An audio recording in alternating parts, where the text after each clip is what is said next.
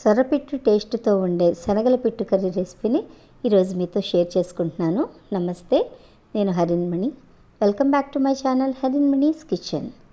ఈ కర్రీ కోసం ముందుగా ఒక మిక్సీ జార్ తీసుకొని అందులో 1 కప్పు వరకు మొలకెత్తిన శనగలను తీసుకున్నానండి. వీటిని ఈ విధంగా బరకగా గ్రైండ్ చేసుకున్నాను. ఇప్పుడు ప్యాన్లో ఆయిల్ వేసుకుని ఆయిల్ వేడెక్కిన తర్వాత చిన్నగా ముక్కలు కట్ చేసుకున్న పచ్చిమిర్చి, కొద్దిగా కరివేపాకు వేసి అలాగే అందులో సన్నగా తరిగిన ఉల్లిపాయ ముక్కలు కూడా వేసేసి వేయించుకుంటున్నాను నేను. ఇప్పుడు ఇందులోనే రుచికి సరిపడ సాల్ట్, కొద్దిగా పసుపు కూడా వేసేసుకుని బాగా కలిపేసుకోవాలి.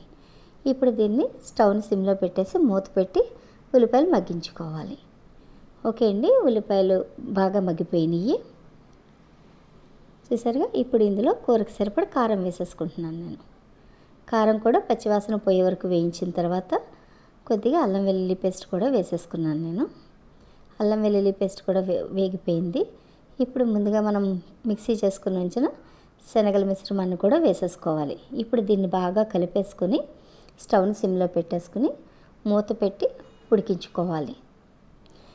ఇప్పుడు మూత తీసి కలుపుకొని చూద్దామండి. ఈ శనగలు నేను పచ్చియే వేసానండి. మనకి ఈ వేపుల్లోనే బాగా మగ్గిపోతాయి శనగలు తొందరగానే ఉడికిపోతాయి కదా. ఇప్పుడు ఇందులో కొద్దిగా గరం మసాలా వేసేసుకుంటున్నాను. గరం మసాలా కూడా మొత్తం కూర అంతటికి పట్టేలాగా బాగా కలిపేసుకోవాలి.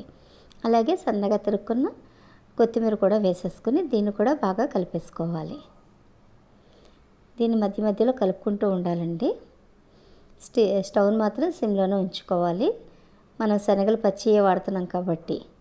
ఓకేనండి, కాసేపు మూత పెట్టేసి ఉడికించేసుకున్నాను నేను. ఇప్పుడు ఒకసారి చూసుకుందాం. ఆల్మోస్ట్ అయిపోయిందండి, ఇంకా రెడీ అయిపోయింది కర్రీ అయితే. చూసారుగా పొడి పొడిలాడుతూ వచ్చేస్తుంది సొరపిట్టులాగే.